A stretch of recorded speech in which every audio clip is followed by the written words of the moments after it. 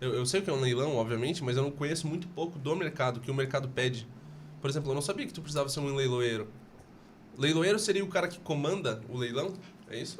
Isso, o leiloeiro é a pessoa de fé pública que garante que aquele bem que você está adquirindo, ele existe e Sim. ele está de acordo com o que está descrito. Faz um cartório. Exatamente, como um cartório. O leiloeiro ele serve como um cartório, ele chancela aquele negócio.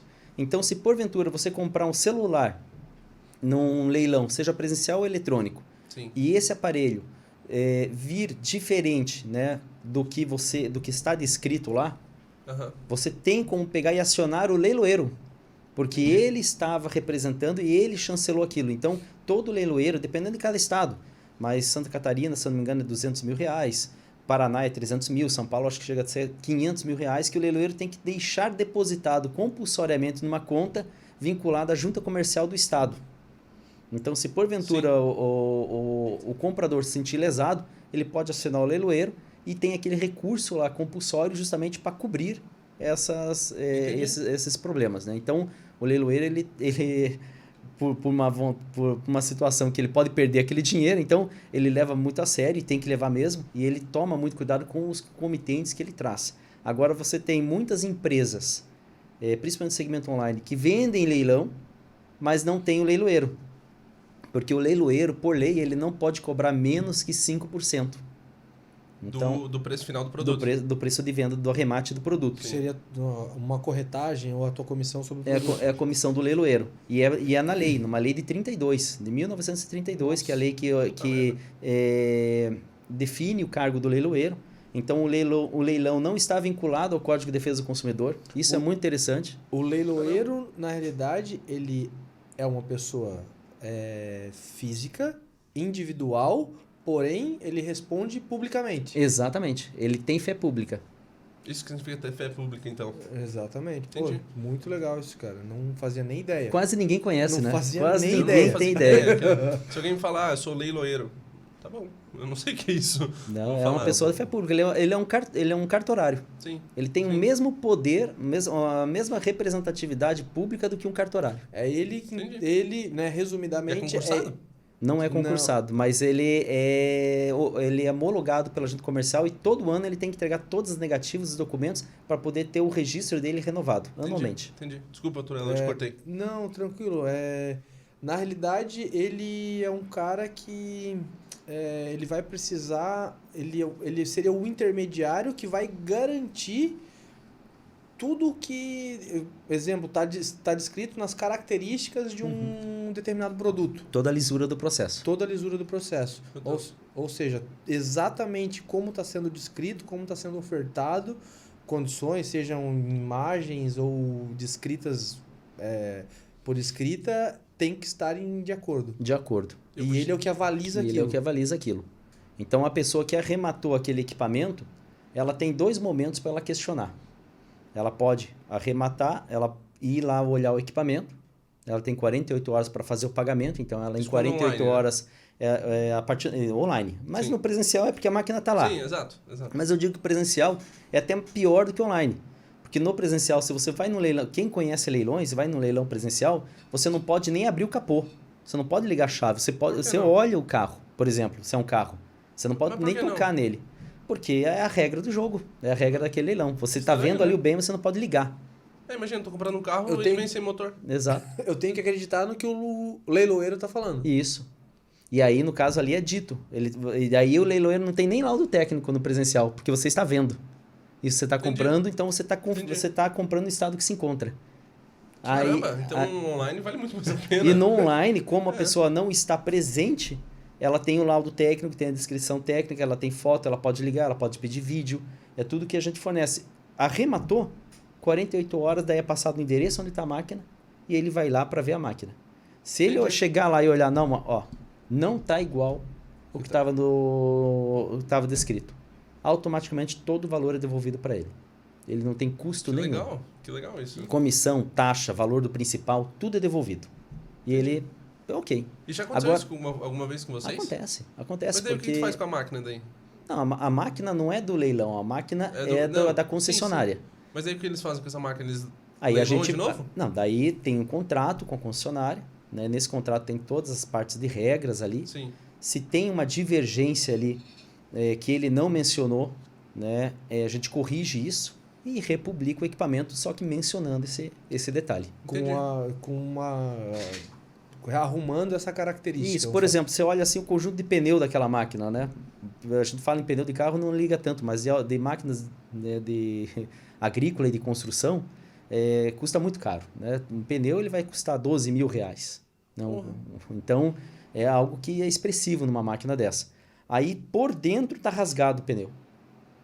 Então, Entendi. você olha por fora, você não vê. Mas aí o cliente ele vai olhar, ele olha por dentro, o pneu está rasgado, está condenado aquele pneu. Ele vai falar, não, eu não vou comprar porque não Sim. foi mencionado. Daí a gente pega e coloca no termo técnico lá. Pneu dianteiro esquerdo com rasgo tal, e vai bater a foto e publica. Perfeito. E existe alguma penalização? Porque daí aqui a gente já arrumou a questão do cliente, né? Uhum. Leiloeiro, cliente.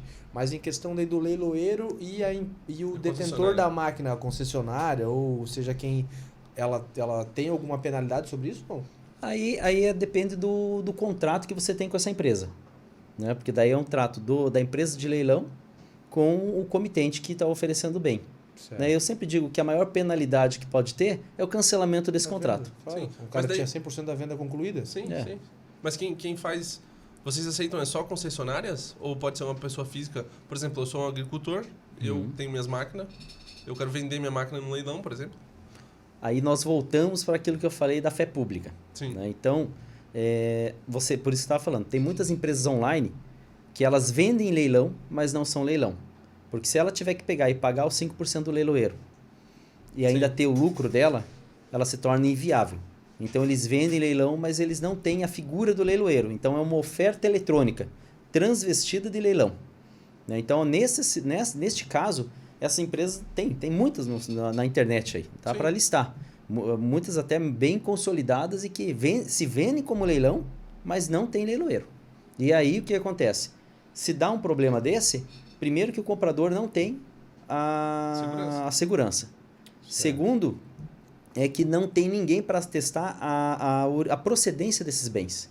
Porque diferente de um automóvel que você consulta a placa dele, vai lá e identifica se ele está alienado, se ele tem parcelas em aberto, se ele tem multa, se não tem. No máquina agrícola não tem isso. Então, eu sempre falo, é um liquidificador de rodas. Né? Você não tem essa referência. Né? Verdade. E aí, quem está comprando está muito na confiança. Sim. E aí, a nossa empresa, nós optamos em trabalhar somente com o concessionário, porque o concessionário nos dá a garantia de procedência. Porque se tiver algum problema nessa máquina, sim, de alienação, de inadimplência, de algum processo judicial nela, eu tenho como cobrar da concessionária a solução desse problema. E existe, por exemplo, como em veículo, como, enfim, que são emplacados e tal, é um vistoriador responsável por isso, não?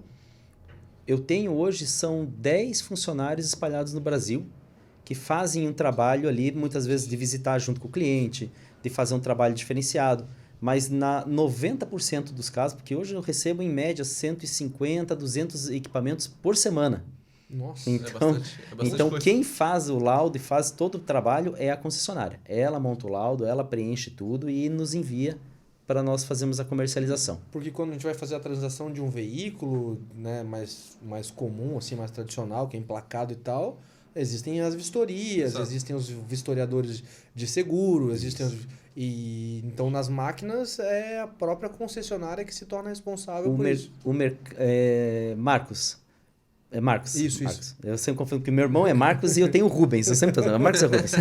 Marcos, é o seguinte, o mercado de máquinas, o mercado de comercialização de máquinas usadas, vamos dizer assim, é o que é mais próximo de um mercado puro e de liberdade econômica. Porque não há entraves burocráticos do governo. Não há cartório, não há sim, despachante, é um comércio o que mais próximo de um mercado livre em termos de comércio. Só que, claro, nós estamos no Brasil, né? E não só no Brasil, mas no mundo inteiro tem espertalhão. Né? Onde tem ser humano, tem pessoas boas e tem pessoas... Fato. Né? Então, não é só porque é o Brasil. O problema do Brasil é que as nossas leis estimulam a pessoa a ser mais malandra do que em outros países, né? Porque lá... se ela fizer algo errado e for pega, Ela realmente Sim. vai ser penalizada. ela vai ser penalizada e vai custar para ela alguns anos. Aqui no Brasil, no máximo, vai ser um puxão de orelha do delegado. Né? Então, o ônus é muito pequeno entre o bônus de você cometer o ato infracionário, né? No Brasil. Sim. Por isso que a gente tem mais espertalhão aqui do que em outros países. Mas, tirando esse detalhe, o segmento... Até pulou um pouco. Qual foi a pergunta? Sobre o vistoriador, na Ah, verdade, tá. sobre o... Isso, então eu trabalho com a concessionária e no segmento agrícola é um segmento ainda que vale muito fio do bigode. Né? No Cara, pra mim isso segmento é muito agro, importante. a palavra, o nome, o que está escrito tem muito peso ainda. Né? Porque é do interior, então o pessoal é muito ainda ligado, e graças a Deus né? Nessa questão do nome, do seu comprometimento quando ele faz algum negócio. Né? Ele perde dinheiro, Sim. mas ele não suja o nome dele. Tipo, É tá isso. vindo do... Um exemplo, né? Tá vindo do grupo Via Máquinas, Confio. é Confio. Exato, porque tem todo o respaldo das concessionárias, né, que nós só fazemos com a concessionária. Pode vir de um cliente, por exemplo. Vamos dizer, Otílio, você tem uma máquina, Sim. mas eu só vou promover e ofertar a tua máquina se um concessionário me pedir. Por exemplo, você quer Perfeito, entregar a tua perfeito. máquina usada para Dá comprar pro uma nova. concessionário e... O concessionário não quer receber a tua usada no pátio dele. Aí ele fala, Marcelo, publica a máquina do Otílio. Aí eu publico, vendo, só que daí você vai ter feito uma carta, aonde você se compromete que você vai estar entregando aquele equipamento por aquele valor pré-acordado e que o valor da venda vai ser depositado na conta da concessionária como sinal da máquina nova que você está negociando. Porque Perfeito. isso perfeito, acontecia entendi. muito de eu pegar, vender a tua máquina para você, esse exemplo, Aham. dou o dinheiro na tua mão e você não comprava com aquela concessionária que fez Sim. todo o trabalho para vender. Eu ia comprar Só do concorrente. Nossa, Isso é sacanagem. Mais Sacanagem. um aprendizado no meio do empreendedorismo. É. Isso.